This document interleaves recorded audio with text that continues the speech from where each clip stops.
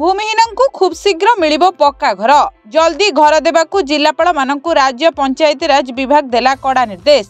एने योग्य भूमिहीन ग्रामांचल परिवार बा हिताधिकारी प्राथमिकता भित्तिरे घर जोगाइबा पई पंचायत राज विभाग चिठी करिछि। योग्य विवेचित भूमिहीन परिवार को तुरंत घर बंटन पई निर्देश दैछि विभाग।